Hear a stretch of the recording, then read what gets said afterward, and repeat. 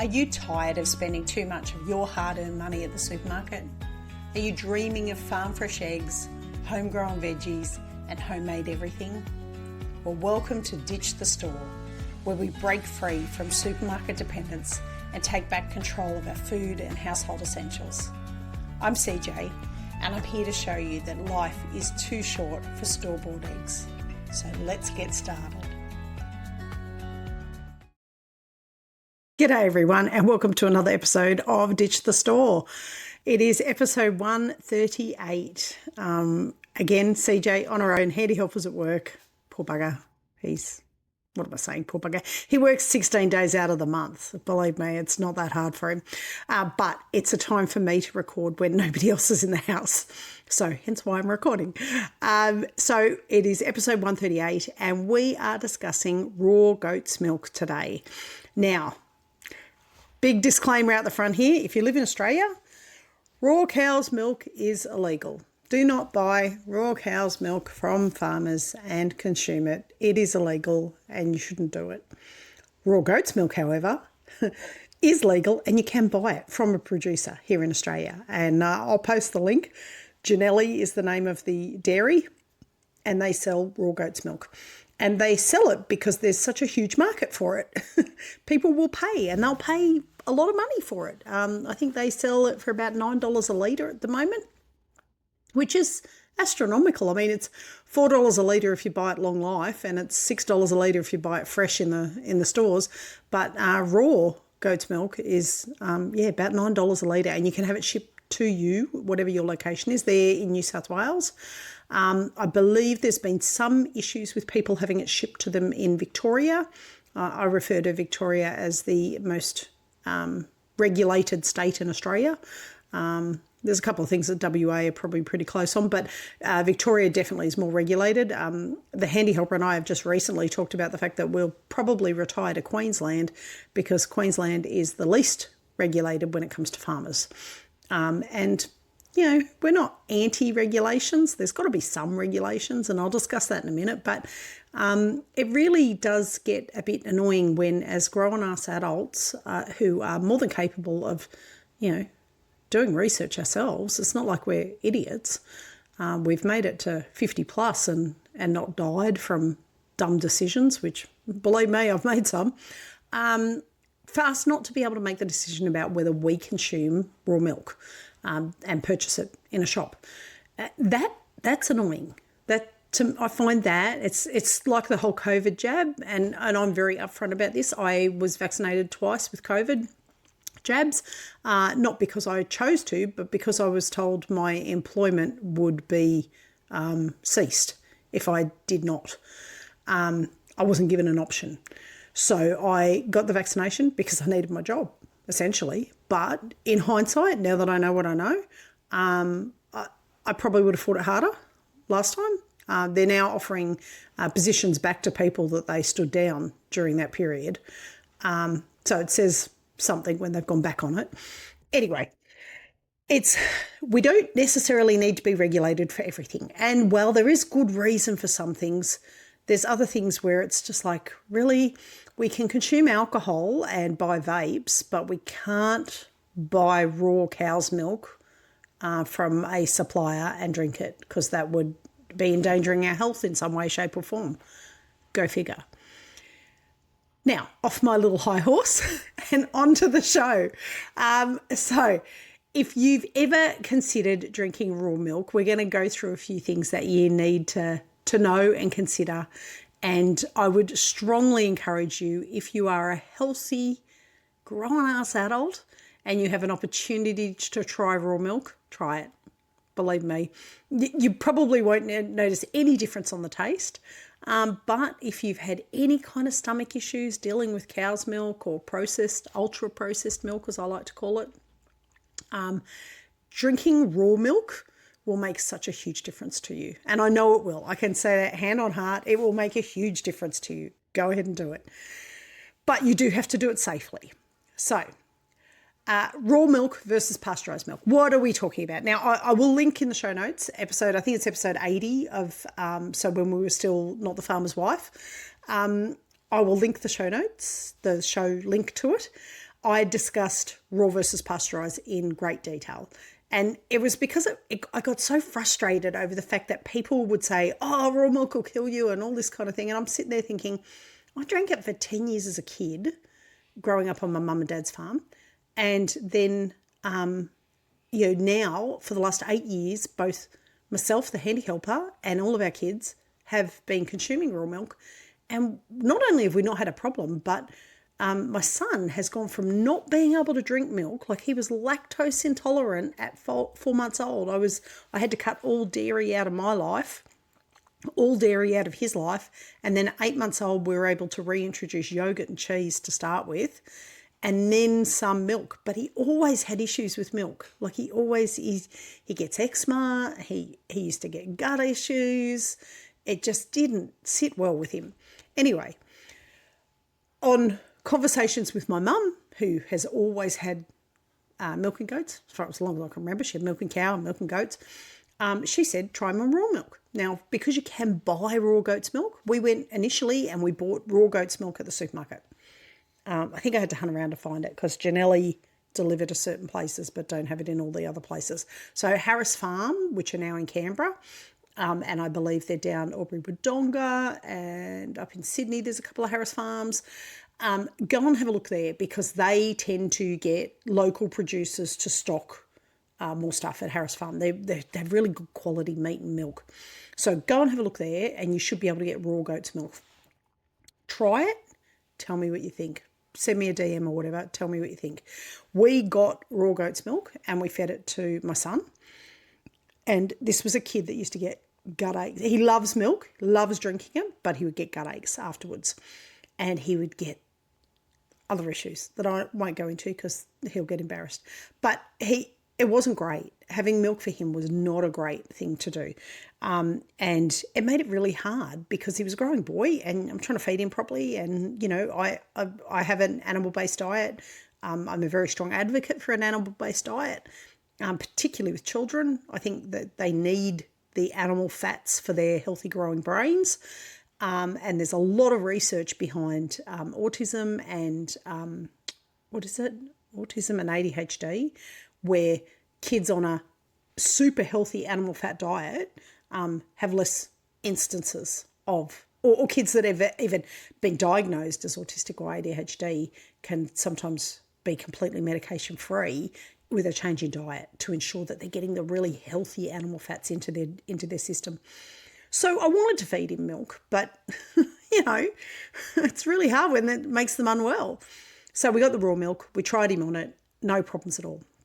He started drinking like a litre a day. It was drinking me out of house and home. Spoke to my mum. She gave us 2 in-kid dairy goats. They're not purebreds, but they're definitely Anglo-Nubian. They've got the Anglo-Nubian ears, Anglo-Nubian nose, Anglo-Nubian build. And they had their kids. I started milking them. And my kids have consumed raw milk since then. And that was like, I want to say 2017 or 18. And it's 2025 now. So it's been a while since they've been drinking raw milk. And we've never had an issue. My kids are probably healthier now than they've ever been because we do have an animal-based diet. They don't get sick very often. The only time we end up in hospital usually is broken bones or sports injuries, not sickness. We don't go to the doctor for sickness. Both kids are asthma free now. My son's still got some eczema, but the eczema that he's had has been over winter when my goats aren't milking and he's drinking now pasteurised cow's milk. And the funny bit is, after a couple of years of drinking goat's milk, he can drink cow's milk pasteurised, not in the massive quantities, but he can drink it over a couple of months and not have too many issues, literally only the eczema. And then coming into spring and summer, he goes back to drinking raw goat's milk. And as soon as he does that, he has no problems at all. So I can't wait to get my cow. I've got a cow that I'm waiting to get into calf, who is a Frisian. And once I can feed him raw cow's milk, because, well, it's illegal to sell, it's not illegal to consume it if you own it. Once I get him drinking raw cow's milk, I can't wait to see what happens, whether it kills the eczema right off. He'll have no gut problems with it now that I know what I know. And so the raw goat's milk versus pasteurised milk, what's the difference? Raw goat's milk is just unprocessed. It comes out of the animal. It gets filtered for any nasties like hair, dirt, things like that. Filtered and then chilled in the fridge, and it's drunk directly. Same as a baby drinks human breast milk directly from the breast. And yes, I know it's not the same because human milk is a different composition. But the funny bit is goat's milk is the closest out of all the mammals to human milk. So it's actually the most similar to what our babies get from us. And if you look at old historical facts, you'll see that if a mother died during childbirth, the family would go and get a couple of dairy goats and feed the baby goat's milk because it is the closest to human milk. Pasteurised milk, on the other hand, is ultra-processed. So it comes out of the cow, and can I just also put a disclaimer out there? I have no hate on pasteurised milk. Pasteurised milk serves a massive, massive market, and there is a really good reason why it has to be pasteurised like that. The reason it has to be pasteurised is because when we are mass producing any food substance, there is a chance that an animal could be sick and have a bacteria that we are not aware of. And the reason we're not aware of it is because we are mass producing. So when you're mass producing, you're milking 100 cows to put all of that milk into one vat to go to service, 3 or 4 supermarkets. You can't watch every animal. You can't test every animal. You can't be conscious of every animal's health concerns. So pasteurised milk is there because we can en masse take milk from 100 cows, and by pasteurising it, if there is any bacteria that's going to cause harm to anybody by consuming that product, it is the bad bacteria is killed. And that makes that food safe for the masses. It means that hundreds of people can drink it and nobody's going to get sick, whether they've got immune issues, whether they've got some other kind of health issue that might, bacteria might really knock them out of the water. It could kill them. People have died from listeria, which is the main bacteria that's present in cows and goats and dairy animals. And so when you are doing things en masse like that to feed the masses, you need to take the best available option to make that food safe. So I don't have any hate at all for mass dairies. I don't have any hate at all for pasteurised milk. I just choose not to consume it because I'm lucky enough to be in a situation where I don't have to. And when I say don't consume it, I'm currently sitting down having a cup of tea with pasteurised cow's milk in it because my milking girls have only just started. They've only just had their kids, and I am not milking right at the moment. At this point in time, I'm not milking. So I don't have raw goat's milk to put in there. I only have the cow's milk. So I have cow's milk during the dried up season when my girls aren't milking, and when my girls are milking, I have raw goat's milk, and that's fantastic. I love that I have that option. So pasteurised milk, why does it need to be pasteurised? Because listeria is a bacteria that grows on cows' teats and in their udders, and if a cow has listeria, it is not always easy to spot. It's not an obvious thing. It's not like mastitis where you look and you go, that cow's sick, that cow's got something wrong with the teat. It's not always as easy to spot as that. So pasteurising means that we can still take the milk off that animal, even if she has got a bit of listeria there, and we can make that food safe for consumption for hundreds of people. Now, if you are a normal, healthy adult and you consumed milk that had listeria in it, you might get sick, you might get food poisoning, about the same as what you'd get food poisoning from eating lettuces or celeries, because they're probably the two highest that cause food poisoning out of all the other foods. And they certainly cause more food poisoning than milk ever has. But if you consumed listeria infected milk, you'd get sick. It would be like you had food poisoning. You would be vomiting, you would have diarrhea, all those horrible things that you get. If we pasteurise the milk and it's got listeria in it, it kills the listeria. And by killing the listeria, it makes it safe for everybody to drink. So that's why milk is pasteurised, because we can't independently check every animal. Now, I had my girls checked the first year we had them, so 2018 it would have been. I had them checked for listeria. They don't have it. I have never had any of my goats checked since. because we've never been sick.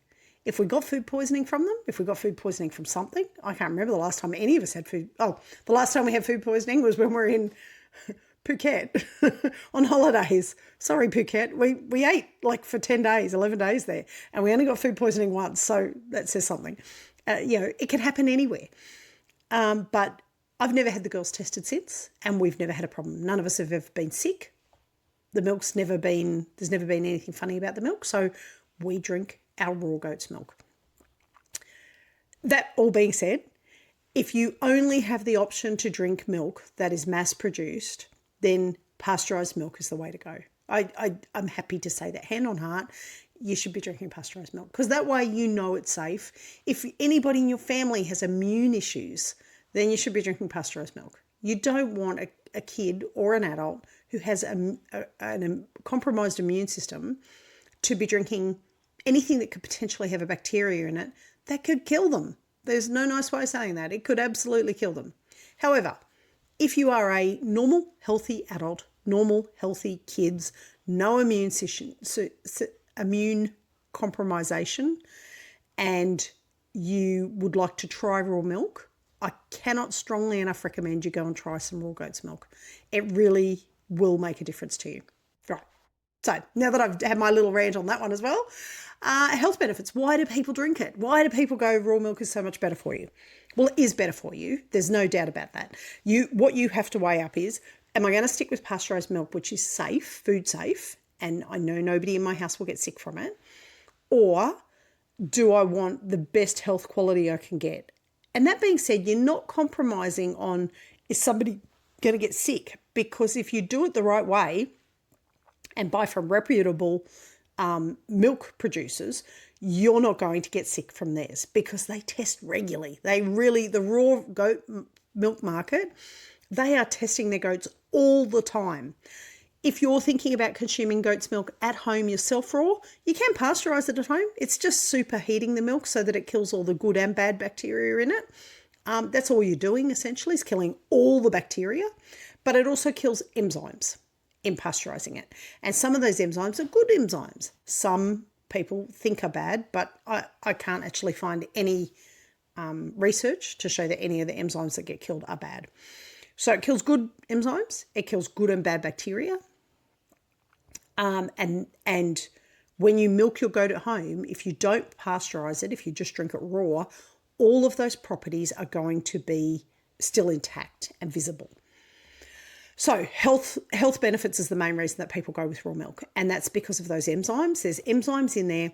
Lactase, it's a lactase enzyme that helps people digest milk.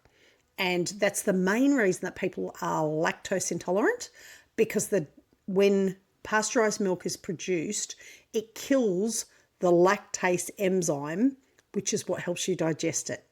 So you can't digest milk that doesn't have that enzyme if you're lactose intolerant, or if you're a little bit sensitive, because you can be lactose sensitive as well as intolerant.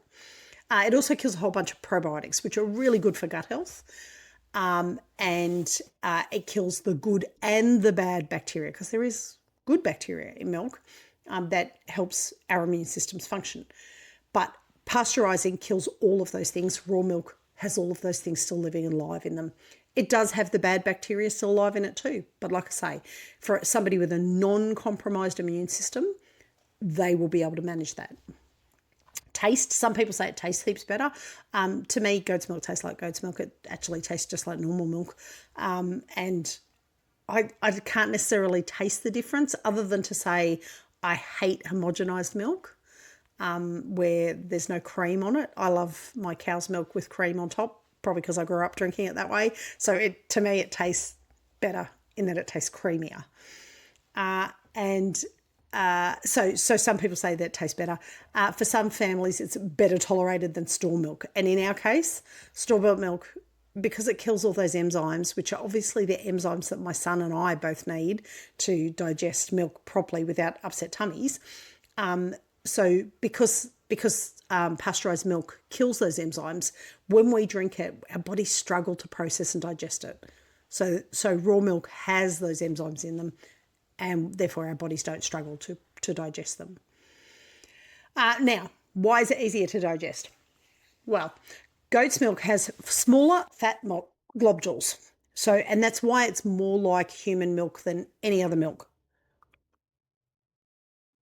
I think sheep milk would probably be very similar, but smaller fat globules, which makes it easier for us to digest. It's naturally homogenized, so it doesn't. The cream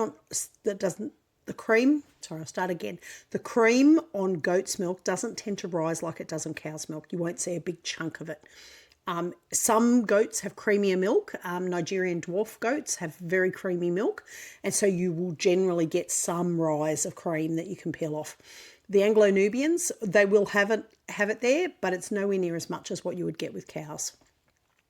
And that's because the fat globules are smaller. They're kind of more scattered through the milk. So the milk is generally more creamy. As a whole, the milk is more creamy. But that makes it easier for us to digest because it's more similar to human breast milk than it is to anything else.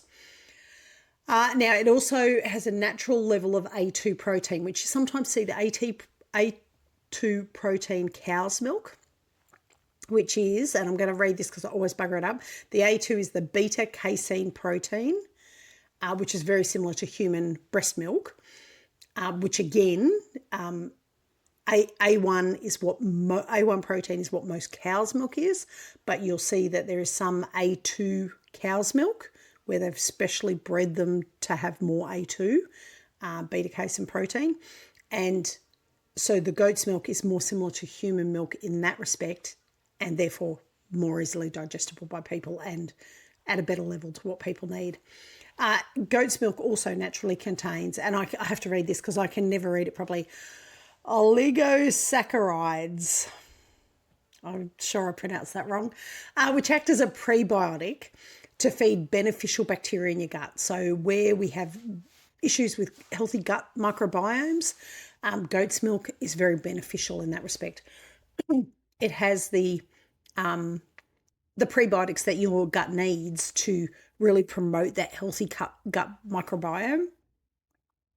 So that's why most people drink it. We certainly, like I say, we tried it on my son and it made such a world of difference. He would drink a litre of milk a day easily. I mean, he's a 13-year-old boy. He'll easily drink a litre of milk a day. No gut issues. Eczema goes away through summer when he's drinking the raw goat's milk. Like we can just see such a difference.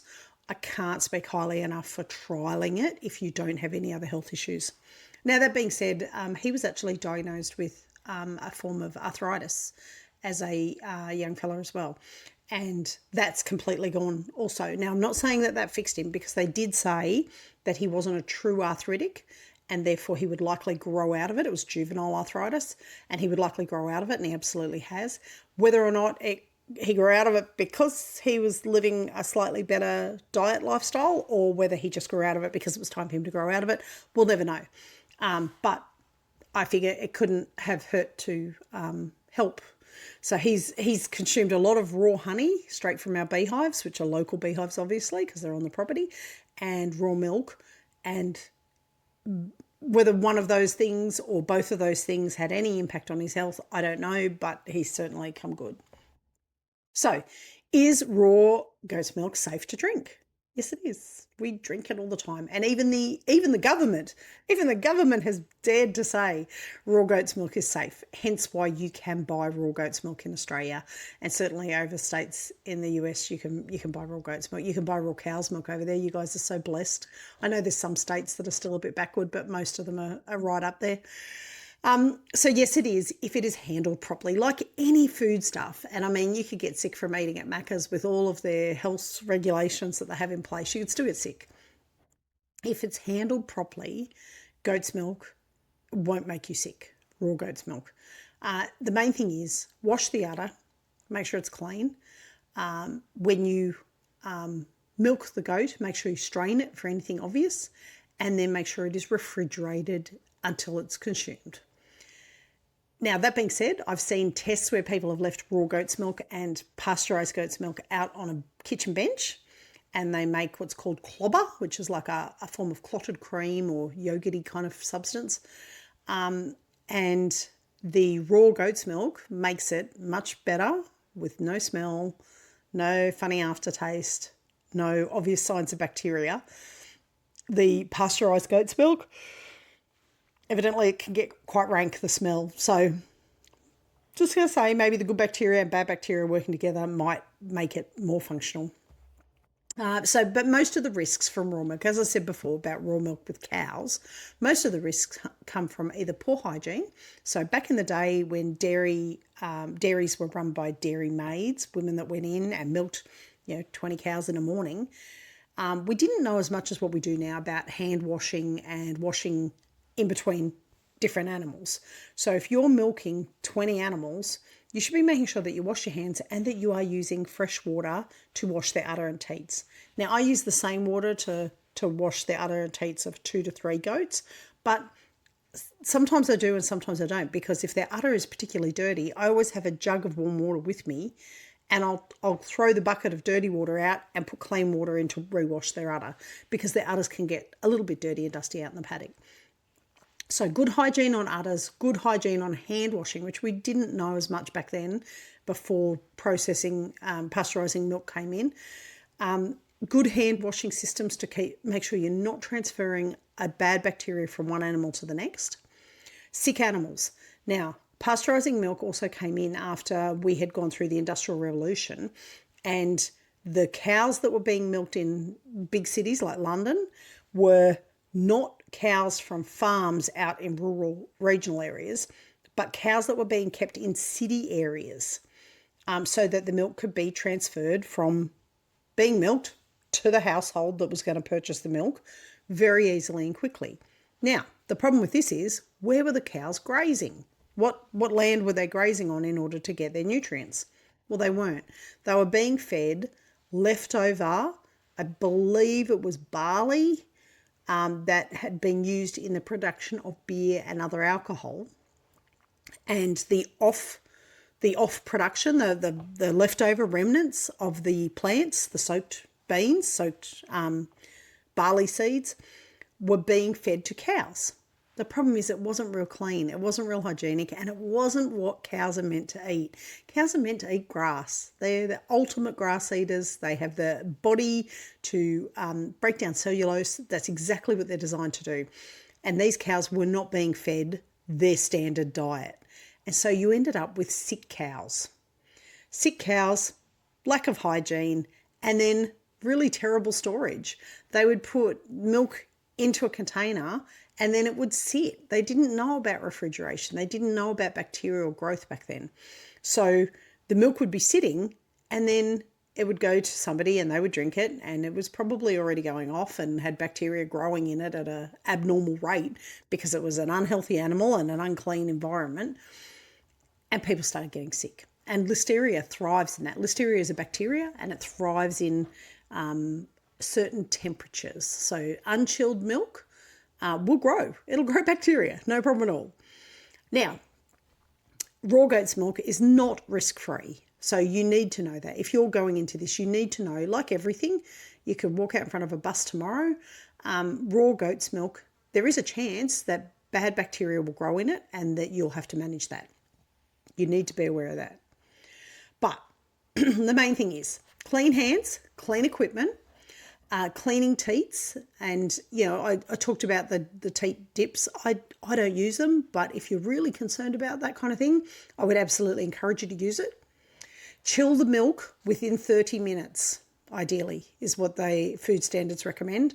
I would say as soon as possible. As soon as possible, definitely under 30 minutes you want. Store the milk in glass jars, not in plastic. And the reason for that is glass jars can be heated and sterilised.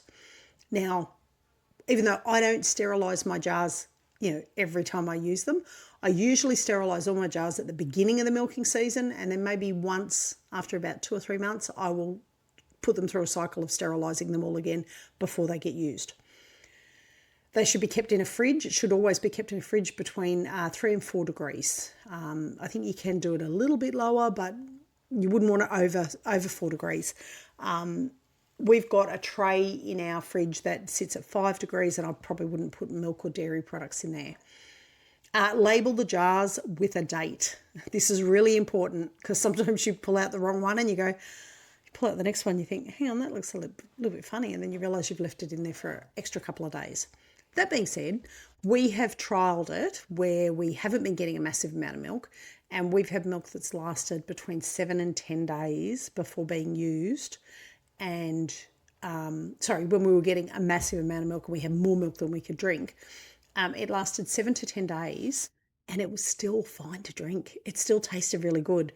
Now, the other day, the handy helper and I were at the shops and we bought cow's milk because we still weren't milking at that point. And it had on it a 2-week expiry date, which kind of threw me because I was like, shit, I don't think I've ever had milk that's been 2 week, like fresh milk, with a 2-week expiry date. And I'm thinking, what have they put in that to make it last that long? But we've definitely had milk that's coming up to the 2-week mark and we've still been drinking it and it hasn't been a problem at all. But definitely date them so that you know. And if you've got anybody that's a little bit sensitive to milk when it's starting to turn, then just be conscious of that. Now, what kinds of things can really bugger up your milk? Well, the first one is slow chilling.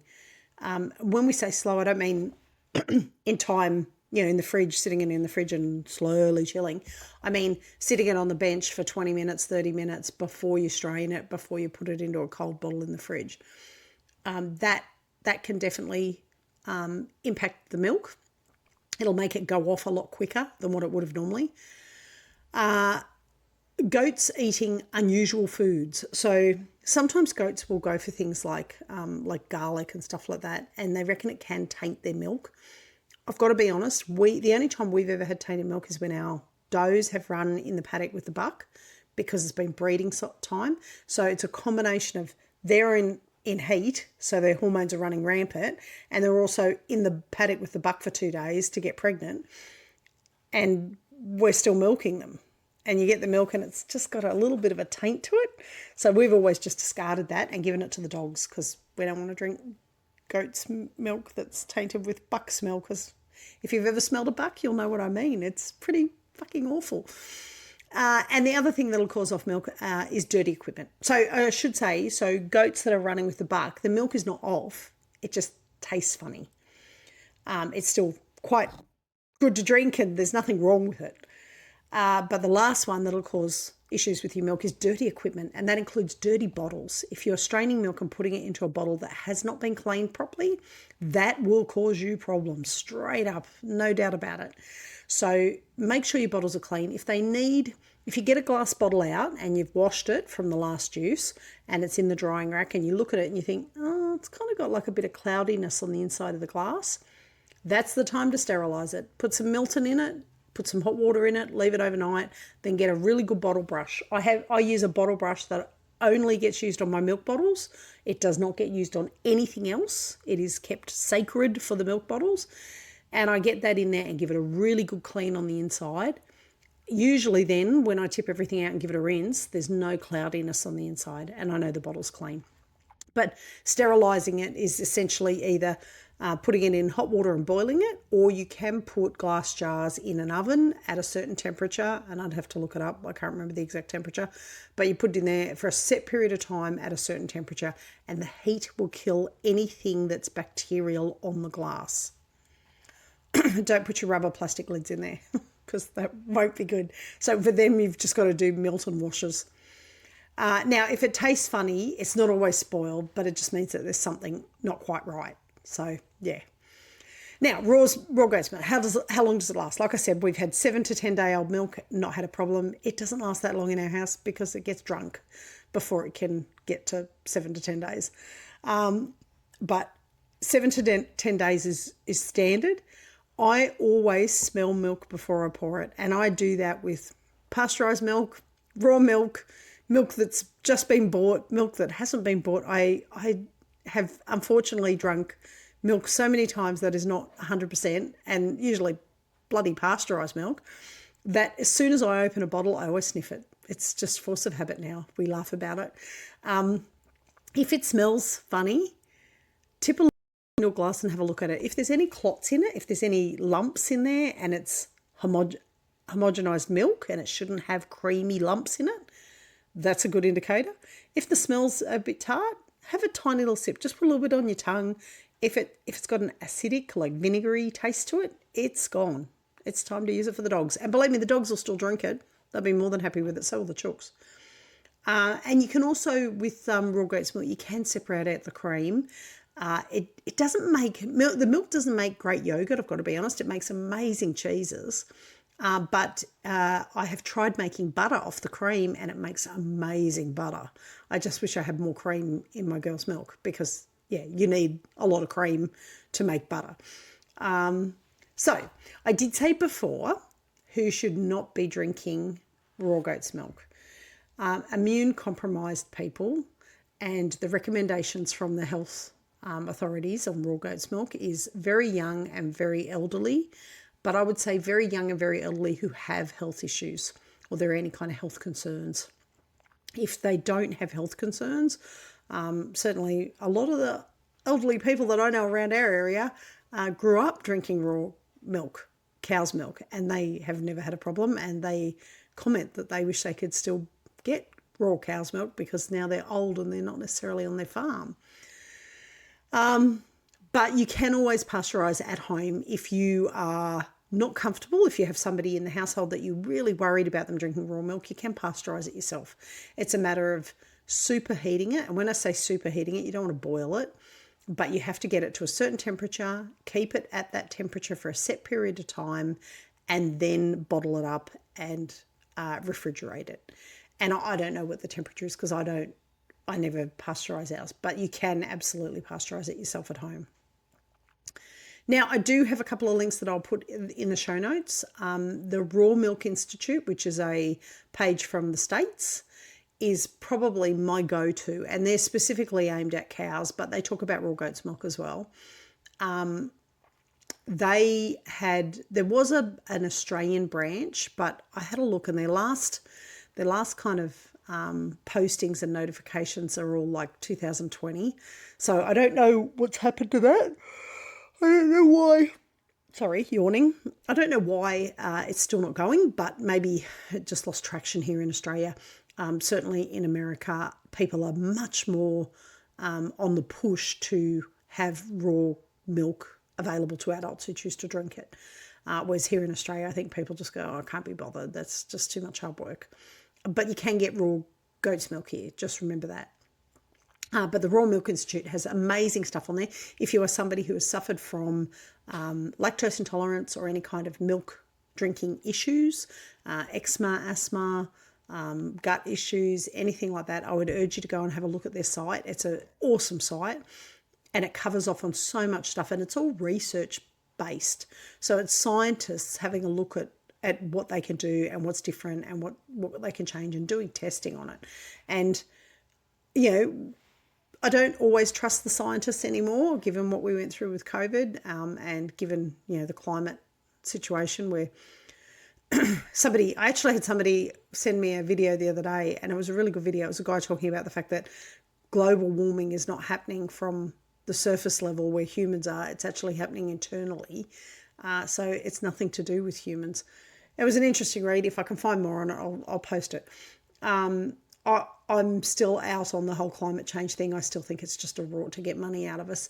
But I'm also very open to reading any scientific papers or research that, you know, indicates either way what's happening with that. And I think people need to be like that with raw milk too. I think you need to accept the fact that somebody might have done research that you haven't been made available or aware of.